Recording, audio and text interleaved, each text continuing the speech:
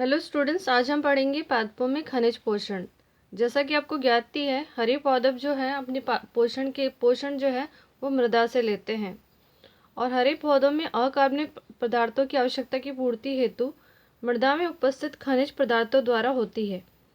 इस प्रकार वे सभी तत्व जो पादपों की वृद्धि तथा परिवर्धन के लिए आवश्यक होते हैं खनिज तत्व कहलाते हैं तथा पादपों द्वारा इन तत्वों का अवशोषण एवं प्रयोग करने की क्रियाविधि को खनिज पोषण कहते हैं। तो जैसा कि आपको ज्ञात ही है, पादप जो है सारा खनिज जो है जो अपना पोषण है वो मृदा से लेते हैं। बाकी जो है वो वायवीय यानी जो वायुमंडल है उसमें जो तत्व हैं उसका उपयोग करके प्रकाश संश्लेषण से कुछ कार्बनिक तत्व भी बनाते हैं जिनसे अपना वो पोषण करते हैं। तो ऐसे कई सारे अकार्बनिक पदार्थ हैं जो मृदा में होते हैं और उस तत्वों को जो है पादप अपनी वृद्धि के लिए और परिवर्धन के लिए जो है इस्तेमाल करते हैं। उनको हम बोलते हैं खनिज तत्व। और इन तत्वों को अवशोषित करके प्रयोग करके जब पादप अपना जब पोषण करता है तो इन्हें हम बोलते हैं खनिज पोषण। तो आज हम जो है खनिज पोषण जो है उसको विस्तार से पढ़ेंगे कि कौन कौन से तत्व हैं जो पादप है अपने पोषण के लिए इस्तेमाल करता है, और अगर उसकी कमी होती है तो पादप में कौन कौन से रोग प्रदर्शित करता है या कौन से लक्षण प्रदर्शित करता है, वो हम जो है इसमें पूरा चैप्टर में या इस वीडियो में कह सकते हैं पूरा विस्तार से पढ़ेंगे।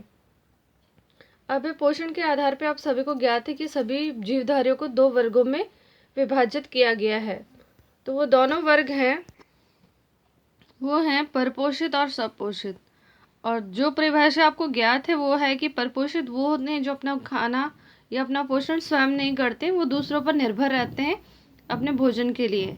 और सपोषित वो हैं जो अपना भोजन स्वयं बनाते हैं, जैसे कि पादप। तो आज हम नई परिभाषा पढ़ेंगे, वो है परपोषित और सपोषित की। तो परपोषित के लिए जो नई परिभाषा है पोषण के आधार पर वो ये है कि जो जीव अपनी कार्बनिक और अकार्बनिक दोनों प्रकार के पदार्थों की आवश्यकता के लिए बाहरी स्रोतों पर निर्भर करते हैं उन्हें परपोषित कहते हैं। देखिए, जो इनकी परिभाषा जो ज्ञात है वो ये है कि परपोषित कौन से हैं जो दूसरों पर अपने भोजन के लिए निर्भर रहते हैं। उसी बात को हम लोग जो है एक विस्तारित रूप में प्रस्तुत करें, जो है कि परपोषित वह जीव हैं जो कार्बनिक और अकार्बनिक दोनों प्रकार के पदार्थों की आवश्यकता के लिए बाहरी स्रोत पर निर्भर रहते हैं। तो जो भी उनकी पोषण के लिए उनको कार्बनिक और अकार्बनिक तत्व चाहिए वो कहाँ से लेते हैं? बाहरी स्रोत से, यानी दूसरों पर निर्भर रहते हैं उनके अपने पोषण के लिए। तो ये हुई परपोषित की परिभाषा। सपोषित की जो परिभाषा है वो है कि ये वह जीवधारी हैं जो अपनी आवश्यकताओं की पूर्ति के लिए समस्त कार्बनिक पदार्थों का निर्माण स्वयं करते हैं तथा बाहरी स्रोतों से केवल अकार्बनिक पदार्थ ग्रहण करते हैं, सपोषित कहलाते हैं। तो देखिए, सपोषित जो अपना खाना स्वयं बनाते हैं जैसे कि हरे पादप। तो नई परिभाषा के अंतर्गत जो है, नई परिभाषा नहीं बोल सकते, हम लोग बोल सकते हैं कि पोषण के आधार पर जो परिभाषा है, तो ये वह जीवधारी है जो अपनी आवश्यकताओं की पूर्ति के लिए समस्त कार्बनिक पदार्थ का निर्माण स्वयं करते हैं। ठीक है, कार्बनिक पदार्थों का निर्माण स्वयं करते हैं प्रकाश संश्लेषण द्वारा, और तथा बाहरी स्रोतों से केवल अकार्बनिक पदार्थ ग्रहण करते हैं। बाहरी स्रोत यानी मृदा से, तो वह अकार्बनिक पदार्थों का ग्रहण करते हैं। तो हमने एक नई परिभाषा कह सकते हैं सीखी है कि परपोषित वह है जो कार्बनिक और अकार्बनिक पदार्थ, बस आपको ये शब्द याद रखना, कार्बनिक और अकार्बनिक, ठीक है, प्रकार के पदार्थों की आवश्यकता के लिए किस पर निर्भर है? बाह्य स्रोतों पर। और सपोषित जो है वो अपनी आवश्यकताओं की पूर्ति के लिए जो कार्बनिक पदार्थों का निर्माण तो स्वयं करते हैं और अकार्बनिक पदार्थों के ग्रहण करने के लिए जो है बाहरी स्रोतों पे निर्भर करते हैं। तो ये था पोषण के आधार पर दो वर्गों में जीवधारियों को जो विभाजित किया गया है।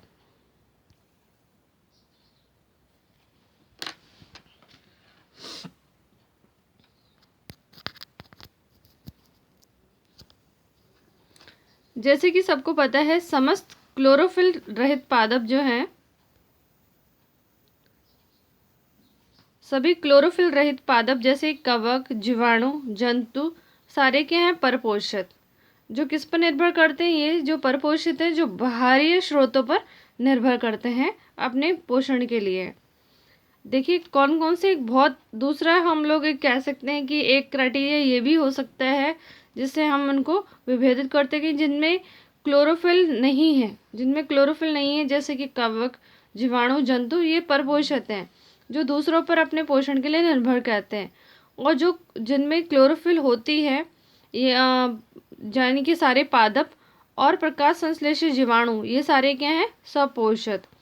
तो यानी कवक, जीवाणु, जंतु सारे क्या हैं, परपोषित, और सारे जो है पादप और प्रकाश संश्लेषित जीवाणु वो क्या है, सपोषित। अब देखिए हरे पादप जो हैं, हमने कहा ना हरे पादप जो है यहाँ पे हमने कहा सपोषित, तो कार्बनिक पदार्थों का निर्माण स्वयं करते हैं। तो हरे पादप जो है कार्बनिक पदार्थों का निर्माण किससे करते हैं, प्रकाश संश्लेषण से।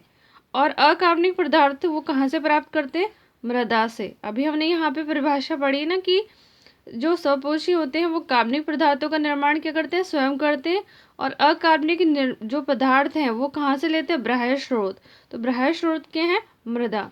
वो मृदा से जितने भी अकार्बनिक पदार्थ होते हैं वो मृदा से प्राप्त करते हैं, और कार्बनिक पदार्थ जो हैं वो उनको कहाँ से मिल रहे हैं, प्रकाश संश्लेषण से। अतः हम बोल सकते हैं कि हरे पौधों में पोषण का अभिप्राय मुख्यतः क्या है, खनिज पोषण से है। क्योंकि जो हरे पौधे हुए वो ज़्यादातर क्या लेते हैं, अकार्बनिक पदार्थ ले रहे हैं मृदा से, जिसमें ज़्यादातर क्या है, खनिज है जो मिट्टी के अंदर मिले हुए रहते हैं या मिश्रित रहते हैं। तो जो हरे पौधा जो है वो अकार्बनिक पदार्थ कहाँ से ले रहा है, मृदा से।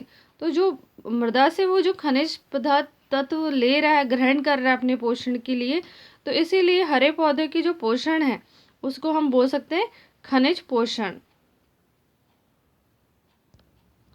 अब पादपों में खनिजों पर निर्भरता का सर्वप्रथम प्रमाण 1804 में सॉसर ने और बाद में 1860 में वॉन सैक ने दिया था। तो देखिए ये जो दोनों साइंटिस्ट हैं इन्होंने सबसे पहले जो है खनिजों पर निर्भरता और ये प्रमाण प्रस्तुत किए थे कि इनकी जो है पादपों पर जो है खनिज की निर्भरता रहती है। इसका प्रमाण दिया था सबसे पहले डी सॉसर ने 1804 में, और बाद में जॉन सैक ने 1860 के अंदर। अब हम पढ़ते हैं पादपों की खनिज पोषकों की आवश्यकता के अध्ययन की विधियां। देखिए अभी अभी हमने पढ़ा कि जो है पोषण जो है तो तत्व हैं या खनिज तत्व हैं वो पादप के लिए आवश्यक हैं, और ये दो साइंटिस्ट ने ज्ञात किया था, डी सॉसर और जॉन सैक ने।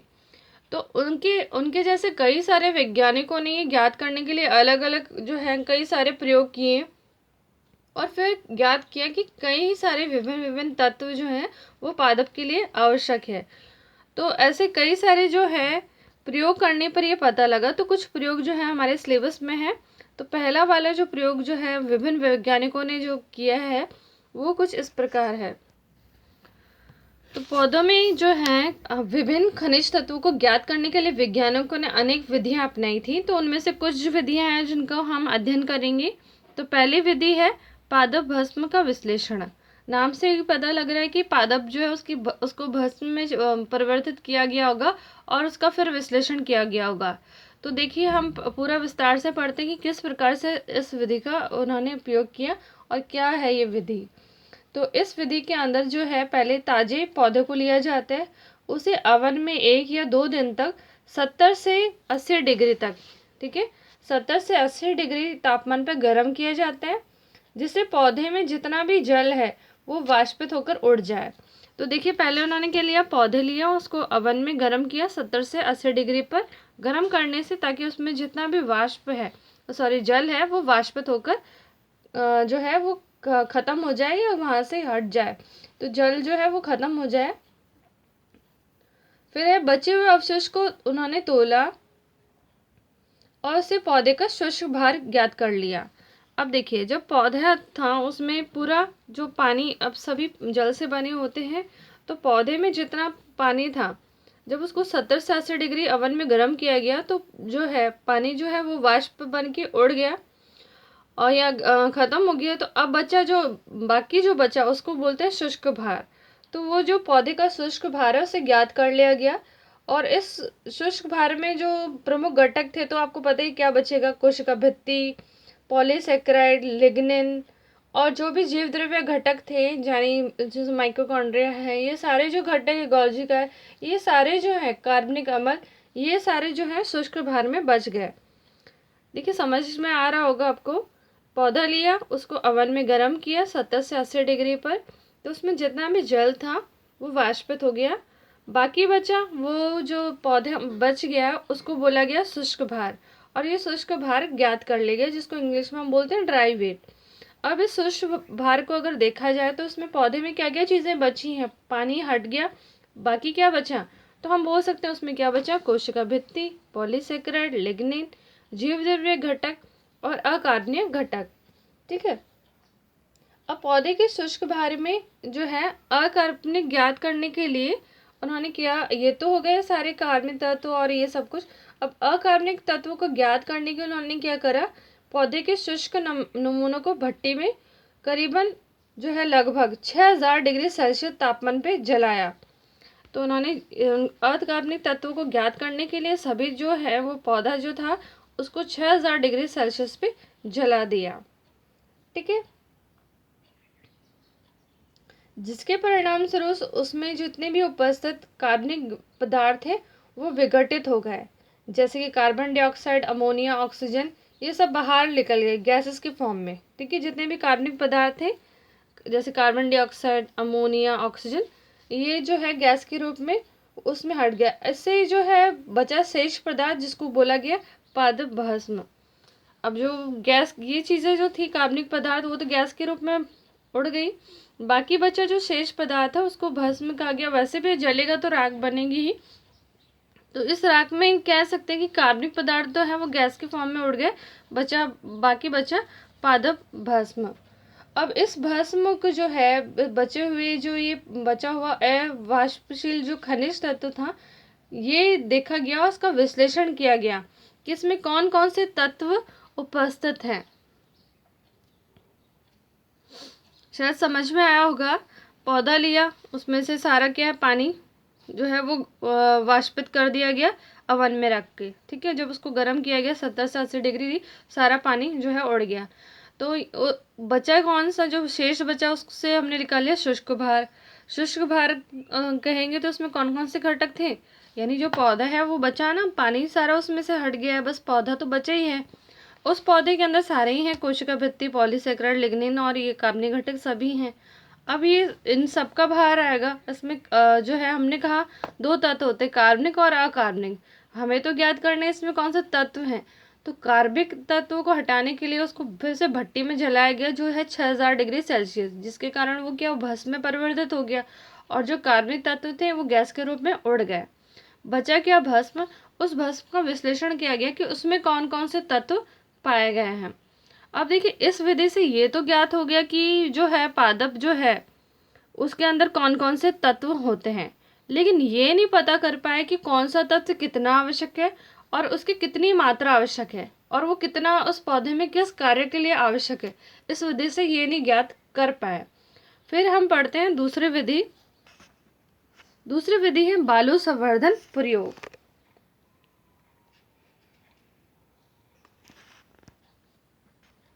अब देखिए बालू संवर्धन प्रयोग, इस विधि में जो है विभिन्न तत्वों की पौधों के लिए उपयोगिता निर्धारित करने के लिए पौधों को बालों में उगाया जाता है कि उसमें कौन कौन से तत्व हैं उनको ज्ञात करने के लिए उनको बालों में उगाया जाता है। लेकिन जो बालू रेत है उसको भी एक विशेष जो है वो कह सकते हैं विधि द्वारा उसमें उगाते हैं। तो ये क्या करते हैं इस विधि में, सर्वप्रथम जो बालू है उसको हाइड्रोक्लोरिक अम्ल यानी HCl से धोकर निर्जमीकृत किया जाता है, उसको स्टरलाइज किया जाता है। जो बालू रेत है उसको हाइड्रोक्लोरिक अम्ल में जो है धोते हैं और उसको निर्जमीकृत किया जाता है। निर्जमीकृत बालू में कोई भी खनिज उपस्थित नहीं होता है। बालू ली उसको HCl यानी हाइड्रोक्लोरिक एसिड में जो है धोया जाता है, जिसके कारण वो कैसी होती है, निर्जमीकृत। और उस निर्जमीकृत इसलिए किया जाता है ताकि उसमें कोई खनिज उपस्थित ना रहे। फिर इसको बार बार इस बालू को पानी से धोकर सुखाया जाता है और इससे प्रयोग अनुसार कई पौधे उगाए जाते हैं। ठीक है, देखिए हम बालू ली, उसको हाइड्रोक्लोरिक एसिड में धोया गया, जिससे वो क्या हो गई, निर्जमीकरण। और इस निर्जमीकरण को पानी में धोया गया और सुखाया गया और फिर इसमें पौधे उगाए गए। इन पौधों में से कुछ पौधे जो होते हैं नियंत्रण पौधे होते हैं, जिनकी सभी पोषक तत्व पानी में घोलकर दिए जाते हैं। अब इन्होंने दो कैटेगरी बनाई, एक जैसे मिट्टी है उसको दो भागों में विभाजित कर दिया, एक में वो पौधे उगाए और दूसरे में जिसमें एक में जो है उन्होंने मिट्टी में रेत में दोनों पौधे उगाए, लेकिन पानी के साथ उन्होंने सारे पोषक तत्व दिए और कुछ पौधों में अलग अलग पोषक तत्व देखे और फिर जांचा। तो उन्होंने बाकी बचे हुए पौधों को पृथक पृथक पात्रों में एक से अधिक खनिज तत्वों की न्यूनता में उगाया, जिन्हें अपूर्ण पौधे कहते हैं। यानी एक में तो सारे पोषक तत्व दिए और बाकियों में कुछ तत्व दिया, दूसरे में कुछ तत्व दिया, अलग अलग दिया, उनको उन्होंने अपूर्ण पौधे कहा। और जिनमें सारे दिए पोषण तत्व दिए उन्हें नियंत्रण पौधे कहा।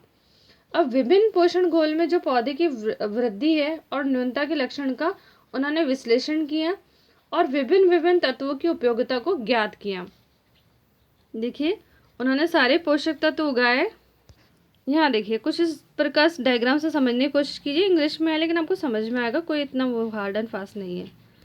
देखिए दो रेत में अलग अलग पौधे उगाए, एक में तो उन्होंने पानी के साथ सारे जो है खनिज तत्व दिए और यहाँ पर मैंने एक शो किया, उन्होंने बहुत सारे ऐसे यूज़ किए, उसमें एक में कोई खनिज तत्व डाला, दूसरे में कुछ डाला और उससे विश्लेषण किया कि उसकी कमी के कारण क्या हो रहा है। अगर इसमें एक खनिज लवण है दूसरा नहीं है तो इसमें कौन से रोग उत्पन्न हो रहे हैं, क्या लक्षण प्रदर्शित कर रहे हैं।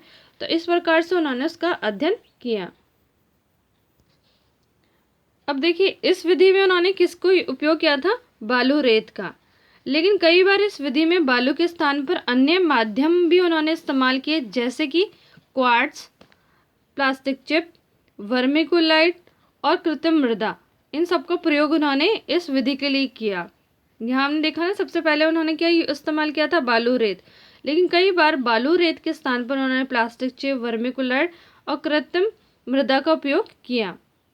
अब ये वर्मिकुलाइट क्या है, तो वर्मिकुलाइट जो है इसको हम और डिटेल में भी पढ़ेंगे और ये कई बार जो है आपके बोर्ड एग्जामिनेशन में कई बार क्वेश्चन ये पुटअप किया गया है, कई बार आया गया है कि वर्मिकुलाइट क्या है या इसके बारे में समझाइए। तो वर्मिकुलाइट जो है वो है पृथ्वी में प्राकृतिक अवस्था में पाया जाने वाला खनिज पदार्थ है और ये हल्की भार वाला, रसायन अक्रिय, अनुवर्त अधिक, जल अवशोषण क्षमता युक्त तथा उष्मरोधी होता है। देखिए इतने सारे इसमें लक्षण होते हैं, हल्का होता है, रसायन अक्रिय होता है, कोई रिएक्शन नहीं होता, इसमें जो है जल अवशोषण करने की ज़्यादा क्षमता होती है, उष्मारोधी होता है। तो इसे भी जो है मृदा के स्थान पे इस्तेमाल किया जा सकता है और जो है खनिज लवणों की पूर्ति करके पादप को इसमें उगाया जा सकता है। और इस विधि से जो है इस विधि को बोलते हैं वर्मिकुलोफोनिक्स कहते हैं, इसको बोलते हैं वर्मिकुलोफोनिक्स कहते हैं। तो कई बार क्वेश्चंस पुटअप किया गया है, कई बार आया गया है वर्मिकुलोफोनिक्स क्या है या वर्मिकुलाइट क्या है, इसको और हम अभी पढ़ेंगे। अब हम पहले विधियां पढ़ लेते हैं। तो अगली विधि जो है वो है जल संवर्धन प्रयोग। अब देखिए जल संवर्धन प्रयोग में क्या होता है, तो जल संवर्धन प्रयोग में बालू मिट्टी का उपयोग नहीं होता, बल्कि इसमें क्या करते हैं, इसमें जड़ को पोषक तत्वों को घोल में रखा जाता है जिसमें ऑक्सीजन नहीं होती है। अब देखिए उसमें क्या करते हैं, यहाँ मिट्टी का उपयोग क्या था, यहाँ मिट्टी का उपयोग नहीं करते, यहाँ सीधा उसको पानी, जड़ जो है पौधे की जड़ जो है, पौधे की जड़ को डायरेक्ट पोषक तत्वों में के घोल में रख दिया जाता है। लेकिन इस घोल में जो है ऑक्सीजन का अभाव रहता है, तो क्या करते हैं, जो घोल में जड़ के पास एक नली के द्वारा ऑक्सीजन को प्रवाहित कर दिया जाता है और इस विधि को बोलते हैं हाइड्रोफोनिक्स। ये भी टर्म पूछी जाती है कई बार कि हाइड्रोफोनिक क्या है। मैंने कहा ना वर्मिकुलोफोनिक्स और हाइड्रोफोनिक्स दोनों पूछ लिए जाते हैं एग्जाम में, कई बार पूछा गया। तो हाइड्रोफोनिक्स क्या है, तो हाइड्रो मीन्स वाटर है यानी पानी, तो जो पानी के अंदर वो सारे पोषक तत्व डाल के जड़ों को उनमें डुबो दिया जाता है ताकि सारा पोषक तत्व वो है डायरेक्ट यहाँ मृदा का उपयोग नहीं हो रहा, डायरेक्ट जल में ही उसको उगाया जा रहा है। पादप को सारे पोषक तत्व उस पानी में ही मिक्स जो है मिश्रित कर दिया गया है और उससे उगने वाले पौधे हम बोल सकते हैं। तो उसमें है कि ऑक्सीजन नहीं होती, तो ऑक्सीजन को एक नलिका द्वारा जड़ों के पास प्रवाहित कर दिया जाता है। ठीक है, तो इस विधि से जो है वो बोलते हैं हाइड्रोफोनिक्स। अब देखिए, इस विधि में सैक, नॉब तथा हॉगलैंड द्वारा निर्धारित किए पोषक तत्व ही घोल में प्रयोग किए गए थे। अब हमने कहा ये जो है घोल तो बना लेते हैं, लेकिन घोल में कौन कौन से पोषक तत्व होते हैं, तो वैज्ञानिक थे सैक, नॉब और हॉगलैंड। तो इन लोगों ने जो है 1860 में सैक ने, नॉब ने 1865 में, हॉगलैंड ने 1938 में कुछ पोषक तत्व जो हैं वो निर्धारित किए थे कि ये पोषक तत्व आप इतनी मात्रा में इस घोल में डालेंगे तो पादप की वृद्धि आसानी से होगी, तो वही यूज़ किए जाते हैं। अब हम पढ़ेंगे जो मुख्य हमारा जो टॉपिक है वो है पादपों में अनिवार्य पोषक तत्व। ये तो सारे प्रयोग थे और उन्होंने ज्ञात किया, और आज हमें ज्ञात है कि कौन सा पोषक तत्व जो है पादप के लिए आवश्यक है, तो आज हम उसके लिए पढ़ेंगे। तो पौधों में जो है अनेक खनिज तत्व जो है वो आवश्यक होते हैं, और इन खनिज तत्वों को जब वो पोषण के रूप में लेते हैं तो हम उन्हें खनिज पोषण कहते हैं। और आपको जानकर हैरानी होगी कि पृथ्वी पर जो 105 तत्व हैं उनमें से 60 तत्व तो पौधे में पाए जाते हैं। ठीक है, 105 में से 60 तो क्या है, पौधे में पाए गए हैं। लेकिन इनमें से जो है पौधे की वृद्धि के लिए या परिवर्धन के लिए सिर्फ कितने आवश्यक है, 17।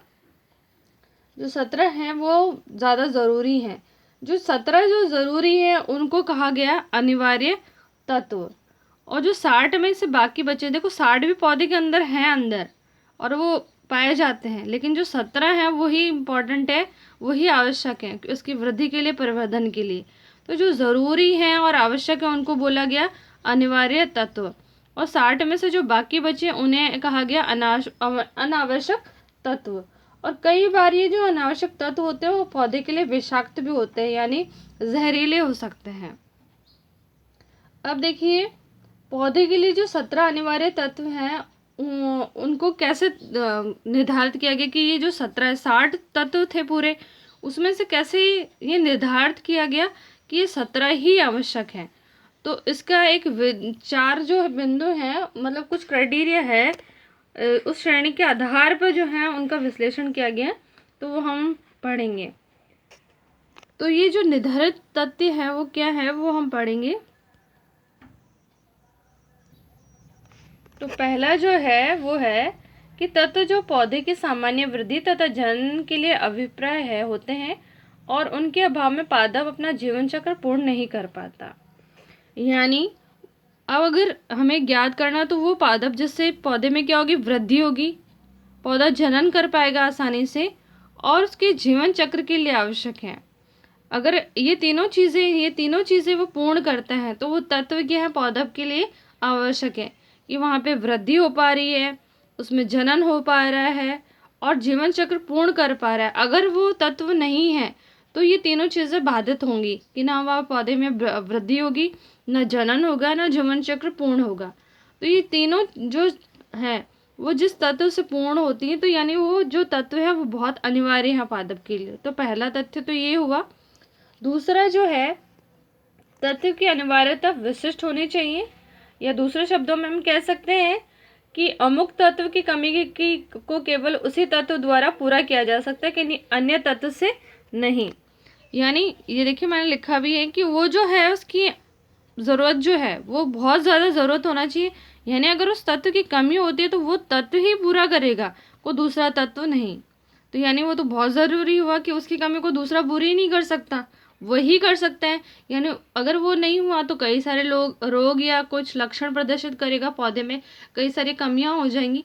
तो वो जो कमियां है वो वही जो तत्व है वही पूर्ण कर सकता है, कोई दूसरा नहीं। तो यानी वो आवश्यक हुआ। तीसरा जो है वो ये है कि जो तत्व जो है वो पादप की उपापचय क्रियाएं में प्रत्यक्षतः सम्मिलित होता है। उक्त मापदंडों के आधार पर ही अनिवार्य तत्वों को पहचान की गई है। देखिए अभी हम जब आगे पढ़ेंगे श्वसन पादपों में श्वसन वगैरह, तो आपको और क्लियर होगा कि कौन कौन से खनिज तत्व जो है वो बहुत ज़रूरी होते हैं पादप के लिए। तो यहाँ जो कुछ तत्व हैं वो सीधा सीधा भाग लेते हैं उपापचय क्रिया। जो पादप में उपापचय क्रियाएं होती हैं, केमिकल रिएक्शंस जो काफ़ी होते हैं, जैसे प्रकाश संश्लेषण है, ठीक है, उसमें जो है मैग्नीशियम का प्रयोग सीधे सीधे होता है क्लोरोफिल के अंदर, क्लोरोप्लास्ट के अंदर। तो ये जो उपापचय क्रियाएं हैं उनमें प्रत्यक्ष रूप से वो जो है वो पार्टिसिपेट कर रहा है, यानी वो भाग ले रहा है। अगर वो तत्व नहीं हो तो वो क्रिया ही रुक जाएगी या वो होगी ही नहीं, है ना। अगर वो क्रिया नहीं होगी तो पौधा सीधा मर जाएगा। तो ऐसा जो तत्व जिसकी प्रत्यक्ष रूप से वहाँ पर जो है सम्मिलित हो रहा है उसको कहा जाता है अनिवार्य तत्व। अब है फोर्थ पॉइंट कि प्रत्येक तत्व की कमी से विशेष लक्षण उत्पन्न होते हैं। अगर वो तत्व, अभी अभी मैं कई बार बोल रही हूँ कि अगर वो तत्व नहीं पौधे को मिला तो अवश्य या तो उसे कोई रोग हो जाएगा या वो कोई लक्षण प्रदर्शित करेगा, पत्तियां पीली हो जाएंगी, वो सिकुड़ के गिर जाएगा, ठीक है, या उसमें कोई रोग उत्पन्न होगा। तो ये जो है, ये जो 4 मुख्य तत्व हैं वो निर्धारित करते हैं कि कौन से जो तत्व हैं वो अनिवार्य तत्व हैं, ठीक है। अब हम पढ़ेंगे वो कौन से अनिवार्य तत्व हैं जो हमने 17 जो खनिज पोषण जो निकाला है उनमें।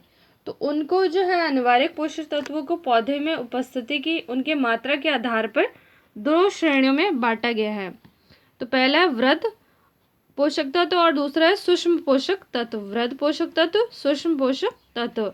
जो 17 थे ना, ये वाले 17, उनको 17 को 2 में डिवाइड किया है या 2 में विभाजित किया है। एक है वृद्ध पोषक तत्व और सूक्ष्म पोषक तत्व। अब देखिए इनकी हम लोग परिभाषा देख लेते हैं। तो वृद्ध पोषक तत्व वो हैं, इनको प्रधान या गुरु पोषक तत्व भी कहते हैं। ये तत्व जिनकी मात्रा पौधे के 1 ग्राम शुष्क भार में 1 से 10 मिलीग्राम हो उसे गुरु पोषक जो है तत्व कहलाते हैं। अब देखिए हम एक जो सिंपल वाली भाषा है कि इनके थोड़े अधिकतम इतनी मात्रा चाहिए, ठीक है, अधिकतम इतनी मात्रा चाहिए तब पौधे में होगा। अगर इसकी कम होगा तो भी नहीं चलेगा, ज़्यादा हो जाएगा तो नहीं, ज़्यादा इतना चाहिए, ठीक है। इसकी जो है वो वृद्ध पोषक तत्व है। और ये जो वृद्ध पोषक तत्व हमने अभी पढ़ा था शुष्क भार, तो एक शुष्क भार में 1 से 10 मिलीग्राम होने चाहिए, उतना वो चाहिए। और ये कौन कौन है? ये 9 तत्व हैं। ये 9 तत्व हैं carbon, hydrogen, oxygen, nitrogen, phosphorus, potassium, sulphur, magnesium, calcium. तो ये जो है 9 तत्व, ये 9 तत्व जो हैं वो है वृद्ध पोषक तत्व जो पौधे के लिए आवश्यक हैं। अब आते हैं सूक्ष्म पोषक तत्व। इन्हें गौण पोषक या लघु पोषण तथा अप्रधान भी कहते हैं। और ये तत्व जिनकी मात्रा पौधे के 1 ग्राम शुष्क भार में 1 मिलीग्राम से कम हो, यहाँ कितनी थी 1 से 10, यहाँ 1 मिलीग्राम से कम हो, उन्हें शुष्क पोषक तत्व कहलाते हैं। मतलब कम से कम इतनी होनी चाहिए, है ना, कुछ वैसा। तो ये है कि इनकी मात्रा जो है 1 ग्राम शुष्क भार में 1 मिलीग्राम से कम हो, उन्हें शुष्क पोषक तत्व कहते हैं। और ये कितने 8 हैं? Iron, boron, manganese, copper, zinc, molybdenum, chlorine और निकल, ठीक है। ये है 9 और ये है 8, ठीक है। ये है 9। वृद्ध पोषक तत्व कितने हैं? 9। और सूक्ष्म पोषक तत्व कितने? 8, ठीक है। अब इसमें से जो आयरन और बोरोन है वो है मध्यवर्ती पोषक। इसमें जो आयरन और बोरोन है वो है मध्यवर्ती पोषक। और जो नाइट्रोजन, फॉस्फोरस और पोटेशियम है वो है प्राथमिक वृद्ध मात्रक पोषक तत्व। वो क्या है? प्राथमिक वृद्ध मात्रक पोषक तत्व। और यहाँ पे जो है कैल्शियम, मैग्नीशियम और सल्फर, ये है द्वितीयक वृद्ध मात्रक पोषक तत्व। इसके अलावा कुछ और भी तत्व हैं, जैसे हैं संरचनात्मक तत्व जो जैव रसायनों में उपस्थित होते हैं, जैसे कार्बोहाइड्रेट, प्रोटीन में, आरएनए में, तो वो है कार्बन, हाइड्रोजन, ऑक्सीजन। ऊर्जा संबंधित यानी एटीपी में जो मौजूद होते हैं, तो जैसे मैंने अभी बताया था क्लोरोफिल के अंदर मैग्नीशियम जो एटीपी के फॉर्म में रहता है और बाकी जो कितनी यौगिक क्रियाएं हों उसमें आवश्यक होता है। अब जो है एंजाइम सक्रियता वाले, जो एंजाइम को सक्रिय करते हैं वो वाले हैं या निरोधक के रूप में काम करते हैं, तो वो है मैग्नीज, मैग्नीशियम, जिंक और मोबिलिडियम। ऐसे ही जो है कुछ जो है कोशिकाओं में प्रासरणिक कार्यों को संतुलन करते हैं, वो है पोटेशियम और क्लोरीन। तो ये थे जो है, अब इनको हम डिटेल में जो है आगे आने वाले वीडियो में पढ़ेंगे कि वृत्त पोषक तत्व से कौन सी कमी होती है, कौन से रोग होते हैं और सूक्ष्म से कौन से। ठीक है, थैंक यू।